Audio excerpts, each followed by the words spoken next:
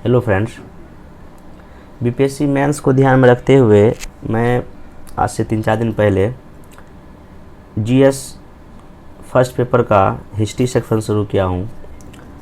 इस हिस्ट्री के सेक्शन में अभी तक हम जो आपको मेनली ये स्वतंत्रता संग्राम और बिहार का जो टॉपिक है, इसमें 1857 का विद्रोह के बारे में डिटेल से लगभग 4 वीडियो में बता दिया हूँ। और जितना भी मैं बताया हूँ वो सारे जो टॉपिक है प्रीवियस ईयर के बेस्ड पे है, इसलिए आप लोग उस वीडियो को देखिए, उसका नोट्स बनाइए। क्योंकि देखिए, मेंस में नोट्स बनाना इसलिए ज़रूरी है क्योंकि आपको राइटिंग स्किल करना है। मैं तो पीडीएफ डाल ही दूंगा, पीडीएफ में डाल भी रहा हूँ, वो कोई बड़ी बात नहीं है, लेकिन आपको अपना खुद का नोट्स होना चाहिए। और मैं आपको इतना अच्छा कंटेंट प्रोवाइड कर रहा हूँ, तो आपका ये थोड़ा सा ये काम बनता है कि आप उसको वीडियो को देखते हुए और आप एक कॉपी में, नए कॉपी में आप इसको नोट डाउन कर लें, क्योंकि ये काफ़ी अच्छा कंटेंट है। इतना अच्छा क्वालिटी आपको कहीं नहीं मिलेगा, किसी बुक्स में नहीं मिलेगा। मैं पहले ये बात को बोल चुका हूँ, बार बार नहीं बोलूँगा। इसलिए आप लोग इसको नोट्स बनाइए, तब इसका हम क्या करेंगे, आंसर राइटिंग तो करना ही करना है। तो आज इस वीडियो में हम ये चंपारण सत्याग्रह को मेनली देखेंगे। चंपारण सत्याग्रह के साथ ही साथ हम इसमें ये भी जानेंगे कि जो बिहार में जितने भी किसान मूवमेंट हुआ है, जो पीजेंट मूवमेंट हुआ है, उसको हम देखेंगे। तो चंपारण सत्याग्रह तो आज हम नहीं देखेंगे, लेकिन इसमें आज ये देख लेंगे कि जितने भी बिहार में जितने भी किसान मूवमेंट हुआ है वो भी देख लें, क्योंकि एक बार क्वेश्चन बीपीएससी वहाँ से भी पूछ चुका है। तो सबसे पहले ये किसान आंदोलन में हम देखते हैं अभी तक क्या क्या हमको पढ़ना है, और क्वेश्चन बीपीएससी इसमें अभी तक क्या क्या पूछ लिया है। एक बात और बोल देना चाहता हूँ, जो भी नए हैं स्टूडेंट, कई सारे हमको मैसेज या कॉल आ रहा है, जो नए हैं उनके लिए मेरा सिर्फ आग्रह यही है कि जो मेरा जो 1857 का विद्रोह का वीडियो नहीं देखे हैं, आप उसको देख लीजिए, वहाँ नोट्स बना लीजिए, क्योंकि आपका टॉपिक छूट जाएगा, फिर बाद में इसको आप कवर नहीं कर पाइएगा। इसलिए मेरे साथ ही साथ जो आप कवर करते चलिए, क्योंकि मैं कहाँ एक दिन में आपसे कहाँ मैं आधा घंटा मुश्किल से ले रहा हूँ, 40 मिनट ले रहा हूँ, तो आधा घंटा 40 मिनट आप मेंस में दे ही सकते हैं, तो आप उसको इतना समय दीजिए। तो जो नए हैं उनसे रिक्वेस्ट है कि प्लेलिस्ट में जाइए, बीपीएससी मेंस हिस्ट्री का प्लेलिस्ट बना हुआ है, वहाँ जाकर आपको चारों वीडियो मिल जाएगा 1857 का विद्रोह, और अब आपको ये वीडियो आज मिल ही रहा है। चलिए आइए हम देखते हैं हमको किसान आंदोलन या चंपारण सत्याग्रह पढ़ना क्या क्या है। देखिए, सबसे पहले देखिए किसान आंदोलन आपको दिख रहा होगा, पीजेंट मूवमेंट दिख रहा होगा आपको। इसमें देखिए सबसे पहला कि आपको चंपारण सत्याग्रह अच्छे से पढ़ना है। चंपारण सत्याग्रह खास करके इसका क्या काउज है, इसका क्या इम्पैक्ट पड़ा, या इसका क्या आगे इंडियन जो फ्रीडम स्ट्रगल मूवमेंट में क्या क्या इसका इम्पैक्ट पड़ा, वो सब पढ़ना है। फिर बिहार के किसान आंदोलन में स्वामी सयानंद की क्या भूमिका, स्पेशल से पूछता है अलग से बीपीएससी कभी कभी, स्वामी सयानंद की क्या भूमिका रहा था, रोल क्या रहा था, ये पूछता है। और बिहार में अन्य किसान आंदोलन। और देखिए, अगर ये टॉपिक पढ़िएगा आप, तो कहीं ना कहीं आपको ये पीटी में भी काम देगा, क्योंकि आपको जब भी बीपीएससी का पीटी कभी भी होता है तो आप उसमें देखिएगा कि किसान मूवमेंट से 1 या 2 क्वेश्चन अवश्य पूछता है, तो आपको वो भी यहाँ कवर हो जाएगा। इस वीडियो को देखने में तो आपको किसान मूवमेंट से पीटी के लिए टेंशन लेने की ज़रूरत नहीं है। तो ये आपको किसान या पीजेंट मूवमेंट अपने 3 टॉपिक हमको पढ़ना है। अब देखते हैं कि प्रीवियस फिल्म जो क्वेश्चन पूछ चुका है, क्योंकि मेरा देखिए पढ़ने का तरीका यही है।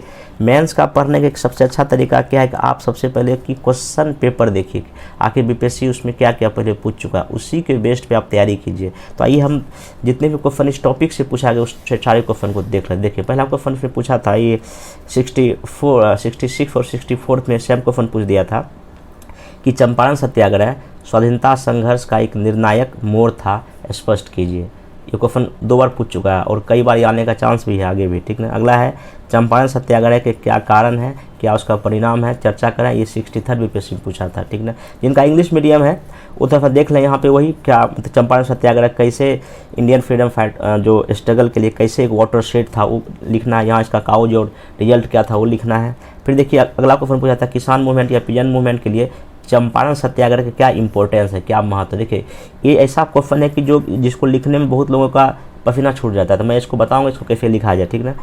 ये कब 56 में पूछा था, ठीक ना। क्या आप इस बात से सहमत हैं कि चंपारण सत्याग्रह भारतीय स्वतंत्रता संघर्ष का एक निर्णायक बिंदु था। क्वेश्चन ये है कि आप इस बात से एग्री हैं कि चंपारण सत्याग्रह जो है क्या इंडियन फ्रीडम स्ट्रगल का क्या एक टर्निंग पॉइंट था, निर्णायक बिंदु था। ये देखिए 47 बीपीएससी में पूछा है, ठीक ना। फिर एक क्वेश्चन और पूछा कि बिहार में हुए किसान आंदोलन की चर्चा करते हुए इसमें स्वामी सजन की भूमिका का क्या कीजिए, वर्णन कीजिए। इस पर भी देखिए आपको इनके बारे में पूछ दिया, मतलब आपको इसमें बिहार में जितने भी किसान मूवमेंट हुए हैं उसका चर्चा तो करना ही करना है, और अलग से आपको स्वामी सजन की भूमिका का भी क्या करना है, वर्णन करना है। ये 43 बीपीएससी में पूछा हुआ एग्जाम में क्वेश्चन है। एक और है क्वेश्चन, बिहार के किसान आंदोलन की चर्चा करें तथा इसमें गांधी जी के हस्तक्षेप का भी क्या करें, वर्णन करें। आपको बिहार में जितना भी किसान मूवमेंट हुआ है उसका चर्चा करते एक साथ ही साथ आपको इसमें थोड़ा सा जो है ना गांधी जी की भूमिका, मतलब चंपारण सत्याग्रह में आपको थोड़ा क्या करना है, दिखा देना। तो ये देखिए इतना क्वेश्चन पूछा है, तो आप इस क्वेश्चन को भी लिख लीजिए कि क्या क्या क्वेश्चन बीपीएससी पूछा है, ठीक ना। आइए हम टॉपिक अब शुरू करते हैं। देखिए मैं इसको क्वेश्चन आंसर के फॉर्मेट में ही बता दे रहा हूँ, क्योंकि एक क्वेश्चन यहाँ से आएगा तो आपको यही सिर्फ लिखना है। देखिए क्वेश्चन यही मैं बना दिया था कि भारतीय स्वतंत्रता संग्राम की पृष्ठभूमि में बिहार में हुए विभिन्न किसान आंदोलन क्या करें, चर्चा करें। हालांकि मैं इसमें काफ़ी डिटेल में पढ़ाऊंगा, जो भी क्वेश्चन आएगा इससे आपका क्या हो जाएगा, बन जाएगा। फिर मैं चंपारण सत्याग्रह का क्या कारण था, क्या परिणाम था, अलग से पढ़ाऊँगा। फिर स्वामी सजन की क्या भूमिका था, मैं अलग से पढ़ाऊँगा। इस पूरे किसान मूवमेंट में 3 या 4 वीडियो आएगा, आप टेंशन मत लीजिए, आप बिल्कुल टेंशन मत लीजिए कि मैं सफिशिएंट पढ़ाऊँगा, मतलब सफिशिएंट का इतना अधिक हो जाएगा कि आपको उससे बाहर एग्जाम बीपीएससी क्वेश्चन नहीं पूछेगा, आप इतना निश्चिंत रहिए, ठीक है। आइए तो हम देख रहे थे कि इस एक क्वेश्चन के माध्यम से कौन कौन सा बिहार में किसान मूवमेंट हुआ है। देखिए थोड़ा सा हम आपको क्या बोले थे कि हर एक जो हम क्वेश्चन जब लिखेंगे ना जीएस में, हिस्ट्री में खास करके, तो 1-2 स्टेटमेंट डालेंगे। देखिए आप चाहे किसी भी सब्जेक्ट लिखिए, हिस्ट्री भी लिखिए या मान लीजिए पॉलिटी लिखिए या करंट अफेयर्स का क्वेश्चन लिखिए, अगर आप अपने आंसर में 1-2 स्टेटमेंट डाल देंगे, जैसे कि हिस्ट्री में जो भी इतिहासकार कहा है वो स्टेटमेंट डाल देंगे, जिसे मैं आपको बताया कैसे 1857 के विद्रोह में कई सारे स्टेटमेंट का जिक्र किया। उसके बाद जैसे मान लो आप पॉलिटी लिख रहे हैं, तो अगर आप पॉलिटी का अगर आंसर लिखेंगे तो हम लोग उसमें जैसे कि मान लीजिए कि भीमराव अम्बेडकर ने कई अच्छी बातें बोला है, चाहे फंडामेंटल राइट के बारे में बोला हो या डीपीएसपी के बारे में बोला हो, या मान लीजिए कई सारे और भी जो बड़े बड़े जो संविधान के जो जानकार आदमी होते हैं वो भी कई सारे अच्छे कमेंट करते हैं, तो वो हम टिप्पणी यूज करेंगे। तो जब मैं पॉलिटी पढ़ाऊंगा तो उसमें बताऊंगा, देखिए मैं कौन कौन सा आपको स्टेटमेंट यूज करना है। अगर आप मान करंट अफेयर्स का लिख रहे हैं, मान लीजिए इंटरनेशनल रिलेशन में कोई बात लिख रहे हैं, तो जो विदेश मंत्री जो एस जयशंकर है वो बहुत अच्छा कभी कोई स्टेटमेंट दे देता है, तो आप वही लिख लेना। जैसे कभी आप अगर न्यूज़पेपर पढ़ते होंगे, उसमें एक रायसीना एक समिट हुआ था अभी कुछ दिन पहले, उसमें जब विदेश मंत्री एस जयशंकर ने एक अच्छी बात बोला था क्या, कि अब इंडिया जो है, इंडिया का जो विदेश नीति है, जो फॉरेन पॉलिसी है, अब किसी और देश के अकॉर्डिंग नहीं है, बल्कि इंडिया अपना खुद अपनी विदेश नीति को क्या कर रहा है, हैंडल कर रहा है। तो ये सब स्टेटमेंट अगर आप लिखिएगा तो कहीं ना कहीं आपका आंसर क्या है, काफ़ी अच्छा होगा। तो मैं बताऊँगा समय के साथ। अभी आप देखिए कई लोग अभी फ्रेशर हैं, तो कई लोगों को अभी ये नया है कि कैसे मेंस किया जाए, कैसे किया जाए, उनको समय में बहुत कम आ रहा होगा। लेकिन जो ऑलरेडी एक कुछ दिन से मेंस का तैयारी कर रहे हैं उनको लग रहा है नहीं है मैं क्या बता रहा हूँ, कितना अच्छा चीज़ बता रहा हूँ। तो समय के साथ आप मेरे साथ जुड़ते चलिए, आपको काफ़ी चीज़ें क्या होगा, नया सीखने को मिलेगा। और विश्वास रखिए जो बता रहा हूँ ये सबसे बेस्ट है। चलिए तो यहाँ देखिए थोड़ा सा मैं यहाँ किसान मूवमेंट में आप ये एक स्टेटमेंट याद रख लीजिएगा। देखिए स्टेटमेंट कब का है, एक स्टेटमेंट है कि हमें पानी दो हम प्यासे हैं, हमें रोटी दो हम भूखे हैं, हमारे कृषि ऋण माफ़ कर दो, हमें ज़मींदारों के शोषण से बचाओ। देखिए ये कब का ये कथन है, ये 1937 के बिहार प्रांतीय सरकार के समक्ष किसान के द्वारा व्यक्त उपरोक्त पीड़ा कहीं ना कहीं ब्रिटिश शासन के दौरान किसानों की दयनीय स्थिति को दिखाता है। देखिए हुआ क्या था, आपको पता है कि 1937 में जब प्रांत में चुनाव हुआ था, बिहार में एक श्रीकृष्ण सिंह की सरकार बनी थी। हालांकि पहले मोहम्मद यूसुफ का सरकार बना था, लेकिन बाद में जब उन्होंने इस्तीफा दिया तो श्रीकृष्ण सिंह की सरकार बनी थी। तो जब 1937 में प्रांत का चुनाव हुआ था तो कांग्रेस ने जो किसानों का हेल्प लिया था और बोला था कि अगर हम चुनाव जीत जाएंगे तो किसानों की समस्या को हम क्या कर देंगे, ख़त्म कर देंगे।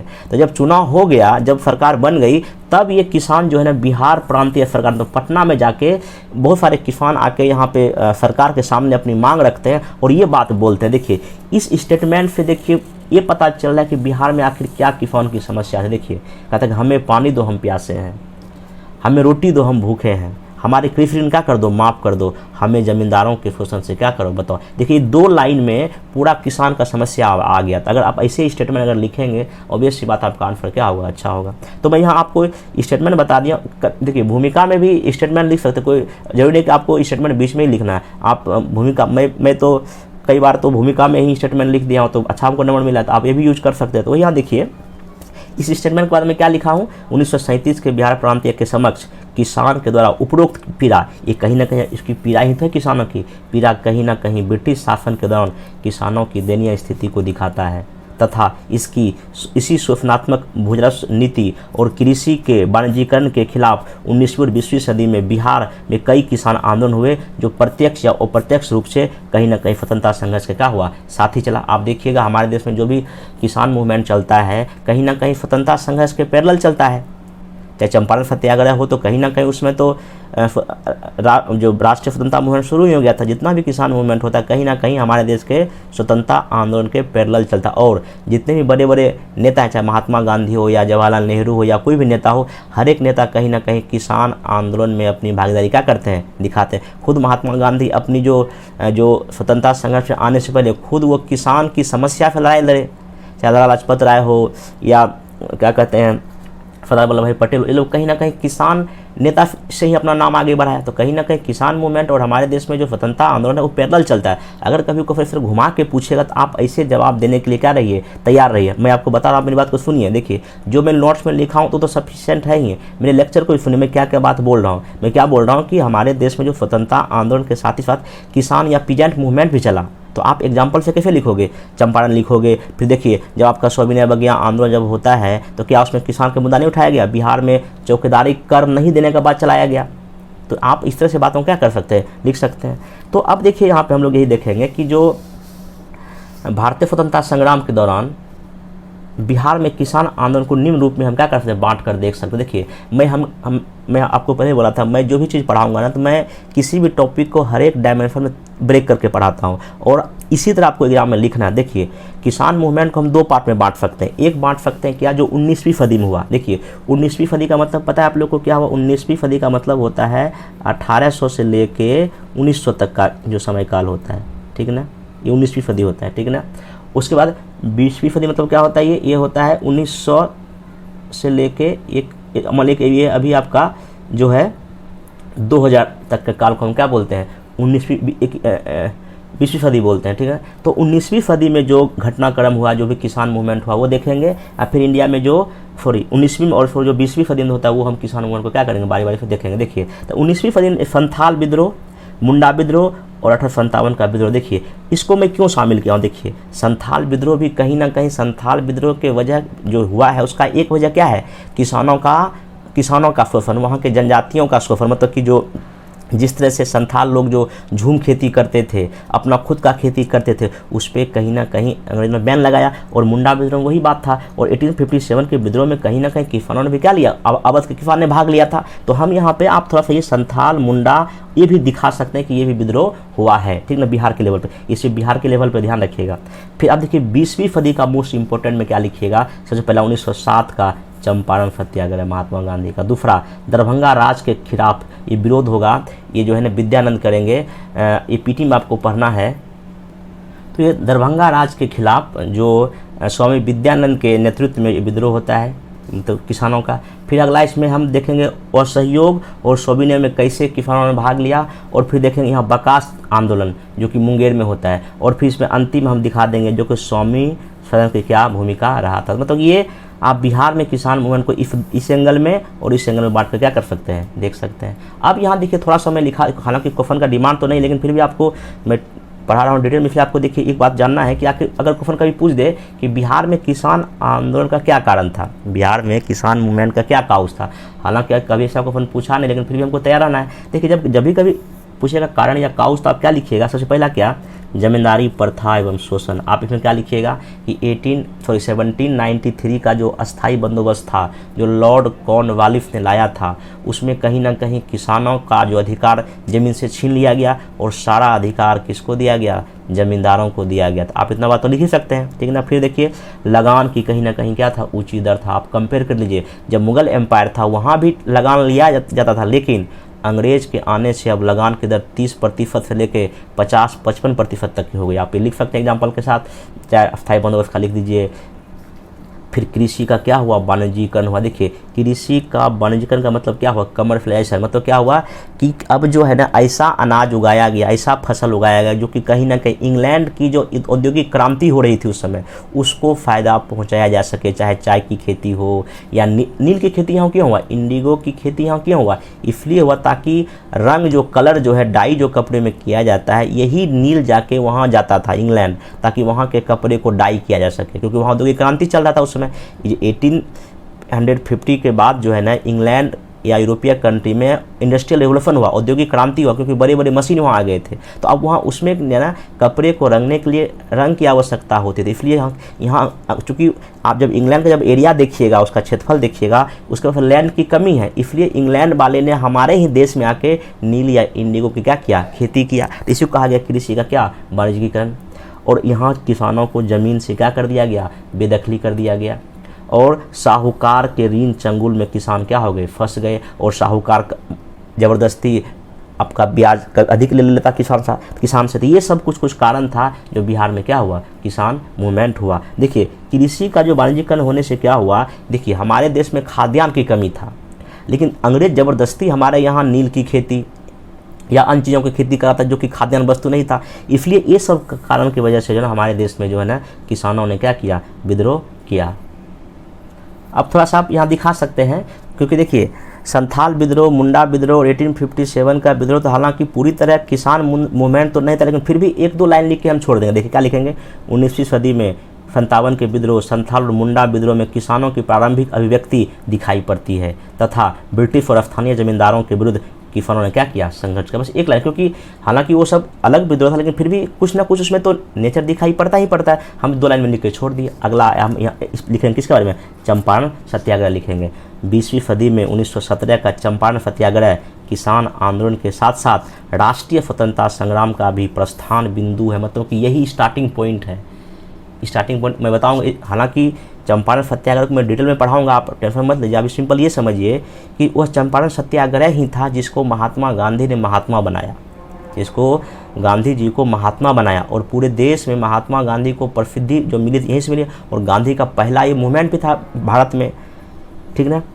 तीनकठिया पद्धति के विरोध में गांधी जी के नेतृत्व में घटित यह सत्याग्रह बिहार के किसान आंदोलन के लिए मार्गदर्शन साबित हुआ, एक गाइड की तरह काम करता है, ठीक ना।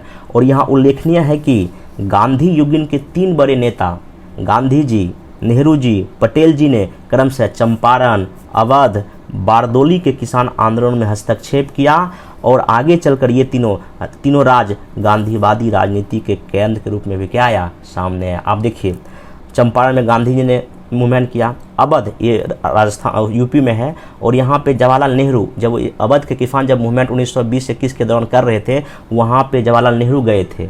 और आपको पता है कि 1928 में जो बारदोली सत्याग्रह होता है, वहाँ कौन गए थे, सरदार वल्लभ भाई पटेल। ये देखिए तीनों स्वतंत्रता आंदोलन के बड़े नेता हैं, और इन तीनों बड़े नेताओं ने शुरुआत कहाँ से किया है, किसान मूवमेंट से किया। ये सब बात आप जहाँ आपको पुट लगे आप इसको लिख सकते हैं। समझिए मैं आपको पूरा टॉपिक पढ़ा रहा हूँ, आपको जो अच्छा लगे इसको सब लिखना है। चलिए अब आइए असहयोग आंदोलन में किसान आंदोलन। देखिए पहला हमने क्या दिखा दिया, क्योंकि इसमें इस क्वेश्चन का डिमांड किया कि पूरे किसान मूवमेंट का चर्चा करना था, हम थोड़ा थोड़ा लिख के सबके बारे में लिखेंगे। आइए अब देखिए असहयोग में कैसे किसान ने भाग लिया। असहयोग आंदोलन में किसान, दिसंबर 1920 ईस्वी में भारतीय राष्ट्रीय कांग्रेस ने अपने नागपुर अधिवेशन में कर ना 2 प्रस्ताव पारित किया, जिसका कारण बिहार में गंभीर असर हुआ। किसान अब संगठित होने लगे और आंदोलन में क्या लिया, भाग लिया, मतलब कि कर नहीं देंगे। कहीं ना कहीं इसमें किसानों को जो है ना भाग लेने का क्या दिया, प्रेरणा दिया।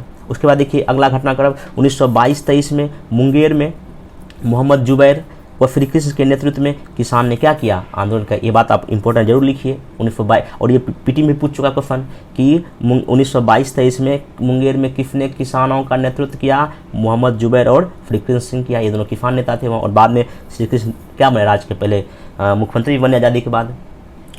अब देखिए सविनय अवज्ञा आंदोलन किसान, देखिए सविनय अवज्ञा में क्या हुआ, बिहार में किसानों ने सविनय अवज्ञा आंदोलन में बढ़-चढ़ कर हिस्सा लिया। नमक कानून में उल्लंघन और चौकीदारी कर के खिलाफ आंदोलन में सारण, छपरा, भागलपुर आदि के किसानों ने भाग लिया। देखिए पूरे देश, इकोफर बीपीएससी पीटी भी पूछा था कि सविनय अवज्ञा आंदोलन अन्य भारत के आंदोलन से किस प्रकार अलग था? इसलिए अलग था क्योंकि यहाँ चौकीदारी कर नहीं देंगे इसका मूवमेंट चला था। ये कहीं ना कहीं किसानों के द्वारा ही चलाया गया क्या था? आंदोलन था। इसलिए सविनय अवज्ञा में मतलब कि सिविल डिसओबीडियंस मूवमेंट में भी किसानों ने क्या लिया? भाग लिया। किसानों ने ऊंची लगान का भी विरोध किया। किसानों की शिकायत को सुनने के लिए कांग्रेस ने डॉक्टर राजेंद्र प्रसाद की अध्यक्षता में एक कृषक जांच समिति का क्या किया? गठन किया। देखिए, आपको जो मैं बता रहा हूँ, कई सारे आपको कोचिंग में या कई सारे बुक में क्या लिखेगा कि बिहार में किसान आंदोलन की चर्चा कीजिए, सिर्फ चंपारण लिखा मिलेगा, बस खत्म। लेकिन क्या चंपारण सिर्फ लिख देने से पूरा किसान मूवमेंट खत्म हो जाएगा? नहीं, आपको हर एक बात, जहाँ जहाँ किसान ने भाग लिया, हर एक डायमेंशन आपको आंसर क्या करना पड़ेगा? लिखना पड़ेगा। और यही आंसर आपको औरों से क्या करेगा? अलग बनाएगा। अगला अभ्यास में क्या लिख दीजिएगा? स्वामी शरणानंद और किसान आंदोलन, क्योंकि इनकी भूमिका बड़ा महत्वपूर्ण है, ठीक ना। गांधी जी के बाद इनका सबसे बड़ा रोल है, ठीक है। तो इसमें क्या लिखेंगे? बिहार के किसान को गांधी जी के बाद स्वामी शरणानंद ने चरम बिंदु पर पहुंचा दिया, पीक पॉइंट पर पहुंचा दिया। और इनकी प्रत्यक्ष भागीदारी 1928 से लेकर 1940 तक क्या होता है? दिखाई पड़ता है। इस दौरान अखिल भारतीय किसान सभा का गठन होने से किसान आंदोलन का अब राष्ट्रीय स्वतंत्रता संघर्ष से क्या हो गया? घुल मिल गया। देखिए, जब 1930 के आसपास जब किसान संगठित होना शुरू हो गए, आपको पता है कि बिहार में किसान प्रांतीय सभा बना, यूपी में बना और भी कई जगह बना। तो अब ये किसान लोग जो है राष्ट्रीय मूवमेंट में प्रत्यक्ष रूप से जुड़ गए। हाँ, हालांकि एक बात दिक्कत ये था कि देखिए, मैं एक बात बहुत अच्छा बात आपको बोलना चाह रहा हूँ। देखिए, दिक्कत ये था कि जो किसान का जो समस्या था, कांग्रेस कभी कभी चाहकर भी नहीं उठा पाते थे। क्यों नहीं उठा पाती थी? क्योंकि जब आपको पता है कि कांग्रेस में कुछ जमींदार भी शामिल थे, जैसे कि दरभंगा राज जो महाराजा थे, वो कई बार तो ऐसा हुआ था कि कांग्रेस के अधिवेशन के लिए पैसा भी खर्चा किया था। अभी फिलिपो में क्वेश्चन पूछा था ना कि इलाहाबाद के चौथे अधिवेशन में किस महाराजा ने कांग्रेस अधिवेशन हेतु पैसा दिया?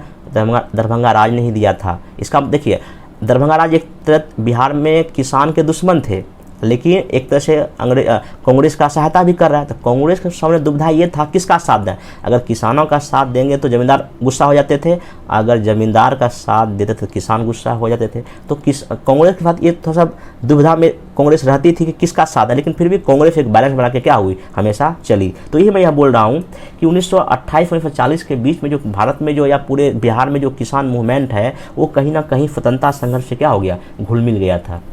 आगे 1930-40 के दशक में राष्ट्रीय आंदोलन ने अपना सामाजिक आधार बढ़ाने के लिए किसानों के साथ ही लिया। वही किसान भी अपनी समस्या के समाधान के लिए राष्ट्र आंदोलन से क्या हो गए? जुड़ गए। मतलब कि कांग्रेस को भी लगा जब तक हम किसानों को शामिल नहीं करेंगे अच्छे से तो मेरा जो है ना उतना मतलब कि सामाजिक आधार नहीं बनेगा। और किसानों को भी लगा कि जब तक हम कांग्रेस से नहीं जुड़ेंगे हमारी समस्या का समाधान नहीं होगा। इसी दौर में 1937 के प्रांतीय चुनाव में कांग्रेस के चुनावी घोषणा पत्र में किसानों के सभी मांगों को स्वीकार कर लिया गया तथा इस चुनाव में कांग्रेस की जीत में इसकी बहुत बड़ी भूमिका रही। देखिए, आपको पता है 1937 में जब श्री कृष्ण सिंह की जब सरकार बनी थी तो ऐसा कहा जाता है, ऐसा माना जाता है कि कांग्रेस के चुनाव जीतने में सबसे बड़ी भूमिका किसानों की ही रही थी, क्योंकि किसानों ने इस पूरे चुनाव में कांग्रेस का खुलकर क्या किया था? साथ दिया था। तो आप ये देखिए कैसे कैसे किसान मूवमेंट पूरे बिहार में 1937-40 तक आया, ये मैं आपका बता दिया। आगे देखिए जब 1937 में जब सरकार का गठन हो गया तो कांग्रेस की सरकार में जो सरकार बना 1937 में मंत्रिमंडल जो बना बिहार में, उसमें मैक्सिमम जमींदार लोग ही बड़े बड़े मंत्री पद पर बैठे।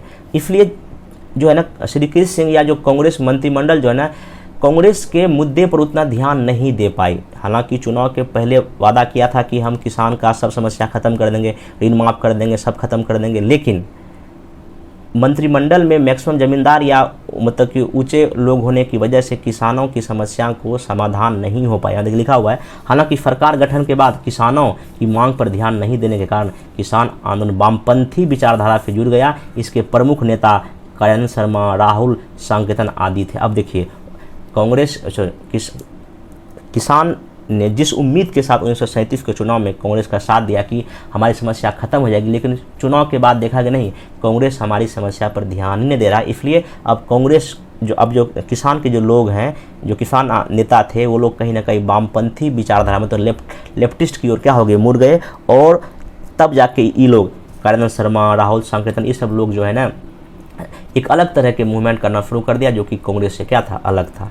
अब इसी में देखिए एक है बकास्त आंदोलन। 1937 में बकास्त ज़मीन को लेकर बिहार के किसानों ने क्या किया, व्यापक आंदोलन किया था। देखिए ये बकास्त भूमि क्या था, ये बीपीएससी में भी क्वेश्चन पूछ चुका है, पीटी में पूछ चुका है। देखिए क्या हुआ था कि 1930 के आसपास जब किसानों की आर्थिक स्थिति काफ़ी ख़राब हो गई थी, तो उन्होंने अपनी ज़मीन जमींदारों को गिरवी रख दिया था, और गिरवी के बदले कुछ पैसा जमींदार ने इन किसानों को दिया था।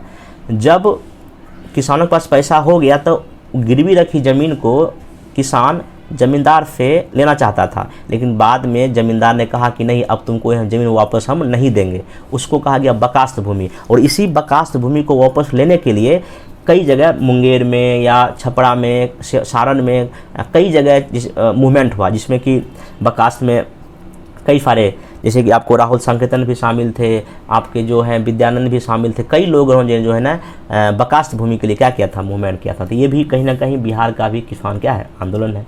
तो अब ये अंतिम किसान मूवमेंट था 1937 आते थे, ठीक है। तो अब उसके बाद 1947 में हम आज़ादी हो जाएंगे। और आप यहाँ से जोड़ सकते हैं, आज़ादी के बाद 1948 में बिहार पहला राज्य था जहाँ पे जमींदारी उन्मूलन कानून क्या किया गया था, पास किया गया था, और जमींदारी प्रथा को हमेशा के लिए क्या कर दिया, बिहार से ख़त्म कर दिया गया। तो आप यहाँ अंतिम लिख सकते हैं, कुल मिलाकर कहा जा सकता है कि स्वतंत्रता संग्राम की पृष्ठभूमि में बिहार में किसान आंदोलन एक पैरेलल चलता दिखाई पड़ता है। हाँ, ये अलग बात है कि कांग्रेस जमींदार के दबाव में कभी कभी किसानों की मांग को नजरअंदाज भी करती थी, परंतु इसके पीछे कांग्रेस के सामने वर्ग समन्वय की समस्या थी। मतलब कि कांग्रेस चाहती, देखिए जो कांग्रेस को फंड की आवश्यकता होती थी, कहीं भी अगर अधिवेशन करना हो, कोई बड़ा मूवमेंट खड़ा करना हो, तो चंदा पे डिपेंड रहते थे। और चंदा कहाँ से मिलता, उनको बड़े बड़े जमींदार से मिलता, बड़े बड़े राजघराने से मिलता था। इसलिए जो है ना कांग्रेस के सामने समस्या ये थी कैसे हम कोऑर्डिनेशन बना के चलें, ये कांग्रेस की समस्या थी, ठीक ना। तो निष्कर्षतः बिहार के किसानों ने भारत की आज़ादी में अमूल्य योगदान दिया, साथ ही साथ सरकार के सामने अपनी मांग भी रखी। परिणाम स्वरूप आज़ादी के बाद जमींदारी प्रथा उन्मूलन, काश्तकारी अधिनियम, चकबंदी, हथबंदी जैसे प्रयास बिहार सरकार के द्वारा किया गया। अतः वर्तमान में सरकार को किसानों के चहुमुखी उन्नति पर हेतु प्रयास करने चाहिए, ठीक है। तो आप इस तरह से निष्कर्ष क्या कर सकते हैं, लिख सकते हैं। मतलब निष्कर्ष हमेशा एक आपको फ्यूचर को देख कर लिखना है कि आपको कुछ ना पॉजिटिव वे में, मैं यहाँ लिख दिया हूँ कि आज़ादी के बाद सरकार ने जमींदारी प्रथा खत्म कर दिया, काश्तकारी अधिनियम खत्म कर दिया, और ज़मीन को जो छोटे छोटे ज़मीन के जो टुकड़े थे उसको बड़ा किया, और फिर हथबंदी मतलब क्या, एक मैक्सिमम कितना लोग ज़मीन रख सकता है अपने पास उसका भी सीमा फिक्स कर दिया। ये सब कहीं ना कहीं सुधार क्या हुए। और अभी वर्तमान आप जोड़ सकते हैं कि देखिए जिस तरह से अभी बिहार सरकार कृषि का क्या कर रहा है, सर्वे कर रहा है, ज़मीन का सर्वे कर रहा है, और हर एक जो ज़मीन का जो कितना है नहीं है वो सब ऑनलाइन कर रहा है। तो कहीं ना कहीं आप इसमें भी क्या कर सकते हैं, इसको जोड़ कर क्या कर सकते हैं, लिख सकते हैं। तो ये पूरा का पूरा आपका जो है ना बिहार में किस तरह से किसानों का मूवमेंट हुआ। तो ध्यान रखिएगा बिहार में किसानों का मूवमेंट आपको ये कम से कम जो इतना, ये तो थोड़ा सा एक दो पॉइंट में लिख लीजिए। बाकी चंपारण, दरभंगा राज, दरभंगा राज में नहीं बोला हूँ, मैं बोल देता हूँ। देखिए दरभंगा राज में क्या हुआ था कि जब चंपारण सत्याग्रह खत्म हो गया तो 1920-19 के आसपास जो है ना, यहाँ विद्यानंद के नेतृत्व में जो दरभंगा जो राजा महाराजा थे उसके खिलाफ जो है ना यहाँ के किसानों ने विद्रोह किया। क्यों किया, क्योंकि दरभंगा राज जो जमींदारी जो लिए थे, जमीन उनके जो कर वसूलने वाले लोग थे वो किसानों से काफ़ी ज़बरदस्ती टैक्स वसूलते थे। इसलिए यहाँ के किसानों ने क्या कर दिया था, आंदोलन कर दिया था विद्यानंद के नेतृत्व में। तो ये थोड़ा लिख दीजिएगा। बाकी वो सहयोग में कैसे हुआ, स्वविलय कैसे हुआ, बकास्त में क्या हुआ, और स्वामी फैजान ने क्या क्या किया, ये सब अगर लिख दिए तो आपको इसमें जो है अच्छा खासा नंबर क्या हो जाएगा, मिल जाएगा। तो ये था कि बिहार में कितना किसान मूवमेंट हुआ, ये हो गया। अब हम लोग जब नेक्स्ट इसमें जब आएंगे तो अगला वीडियो में हम लोग इसमें मेनली सबसे मोस्ट इंपॉर्टेंट चंपारण सत्याग्रह के क्या कारण थे, क्या परिणाम थे, और कैसे सबसे मोस्ट इम्पोर्टेंट क्वेश्चन तो ये है कि स्वतंत्रता संघर्ष में चंपारण सत्याग्रह कैसे एक निर्णायक मोड़ था, टर्निंग पॉइंट था। ये सबसे मोस्ट इम्पोर्टेंट क्वेश्चन है इस बार के लिए। तो मैं इसको काफ़ी अच्छे से बताऊंगा। तो किसान पीजेंट मूवमेंट पे मेरा 2 वीडियो और आएगा, ध्यान रखिएगा। हर एक मेंस का टॉपिक है, पेशेंस रखिए क्योंकि इसको सीखने में थोड़ा समय लगता है। मैं समय के साथ आप लोग को सब करा दूंगा। हाँ, अब मैं आंसर राइटिंग, देखिए अभी तक जो मेरा 1857 जो लोग विद्रोह पूरा देख लिए हैं, अब उनके लिए आंसर राइटिंग आ रहा है। मैं आज ही एक वीडियो में डाल दूंगा, और मैं या तो आप लोग थोड़ा सा हमको ये बताइए कि टेलीग्राम चैनल सही रहेगा, ग्रुप बनाना सही रहेगा कि व्हाट्सएप पे सही रहेगा, आप लोग सलाह दीजिए। बाकी मैं तो जो होगा कर ही लूँगा, लेकिन मेरे ख्याल से टेलीग्राम चैनल ही सही रहेगा क्योंकि वो थोड़ा सा ज़्यादा अच्छा है, ठीक ना। तो मैं टेलीग्राम ग्रुप बना दूंगा, वो पब्लिकली नहीं रहेगा, वो ग्रुप रहेगा, उसमें आप लोग अपना आंसर भेजिएगा, मैं जो है ना सब कुछ चेक करके आपको क्या रिप्ले कर दूंगा। तो आज मैं क्वेश्चन डाल दूंगा 1857 के विद्रोह का 2 क्वेश्चन डाल दूंगा, 2 में से कोई आप एक को आंसर लिख कर हमारे उसी ग्रुप में क्या करना, भेजना। मैं उसी में वीडियो में सबको बता दूंगा कहाँ आपको भेजना है, किस नंबर पर भेजना है, ठीक है। तब तक इस वीडियो को देखिए, बाकी मैं इसका PDF क्या कर दूंगा, भेज दूंगा। Thank you.